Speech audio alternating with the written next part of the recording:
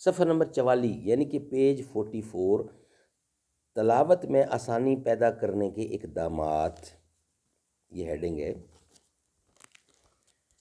مفتی اعظم پاکستان جناب حضرت مولانا مفتی محمد شفیع صاحب رحمۃ اللہ، معارف القرآن، یہ تصنیف ہے ان کی۔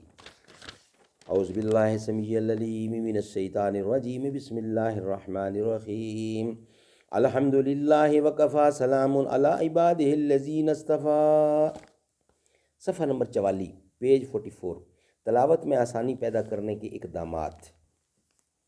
حضرت عثمان رضی اللہ کے مذکورہ بالا کارنامے کے بعد امت کا اس پر اجماع ہو گیا کہ قرآن کریم کو رسم عثمانی کے خلاف کسی اور طریقے سے لکھنا جائز نہیں، چنانچہ اس کے بعد تمام مصحف اسی طریقے کے مطابق لکھے گئے اور صحابہ و تابعین نے مصحف عثمانی کی نقول تیار کر کے قرآن کریم کی وسیع پیمانے پر اشاعت کی۔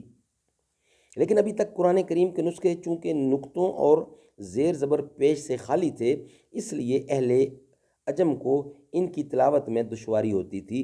چنانچہ جب اسلام عجمی ممالک میں اور زیادہ پھیلا تو اس بات کی ضرورت محسوس ہوئی کہ اس میں نقطوں اور حرکات کا اضافہ کیا جائے تاکہ تمام لوگ آسانی سے اس کی تلاوت کر سکیں۔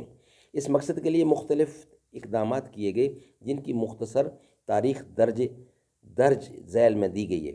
نقطے، اہل عرب میں ابتدا حروف پر نقطے لگانے کا رواج نہیں تھا اور پڑھنے والے اس طرز کے اتنے عادی تھے کہ انہیں بغیر نقطوں کی تحریر پڑھنے میں کوئی دشواری نہیں ہوتی تھی، اور سیاق و سباق کی مدد سے مشتبہ حروف میں امتیاز بھی بآسانی ہو جاتا تھا۔ خاص طور سے قرآن کریم کے معاملے میں کسی اشتباہ کا امکان اس لیے نہیں تھا کہ اس کی حفاظت کا مدار کتابت پر نہیں بلکہ حافظوں پر تھا، اور حضرت عثمان نے جو نسخے عالم اسلام کے مختلف حصوں میں بھیجے تھے ان کے ساتھ قاری بھی بھیجے گئے تھے جو اسے پڑھنا سکھا سکیں۔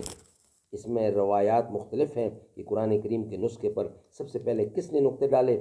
بعض روایت یہ کہتی ہیں کہ یہ کارنامہ سب سے پہلے حضرت ابو الاسود ولی رحمۃ اللہ نے انجام دیا۔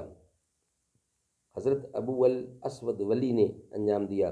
بعض کا کہنا ہے کہ انہوں نے یہ کام حضرت علی کی تلقین کے تحت کیا، اور بعض نے کہا ہے کہ کوفہ کے گورنر زیاد بن ابی سفیان نے ان سے یہ کام کرایا، اور ایک روایت یہ بھی ہے کہ یہ کارنامہ حجاج بن یوسف نے حسن بصری، یحییٰ بن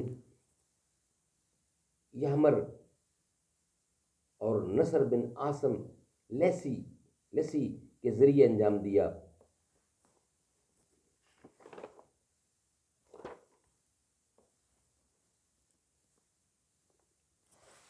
دوسرا، ایک پہلا پوائنٹ تھا نقطے، دوسرا ہے حرکات۔ نقطوں کی طرح شرح میں قرآن کریم پر حرکات زیر زبر پیش بھی نہیں تھی۔ اس کو انشاءاللہ ہم نیکسٹ ویلاگ میں بیان کریں گے۔ اللہ تعالیٰ ہمیں سمجھ کی توفیق عطا فرمائے۔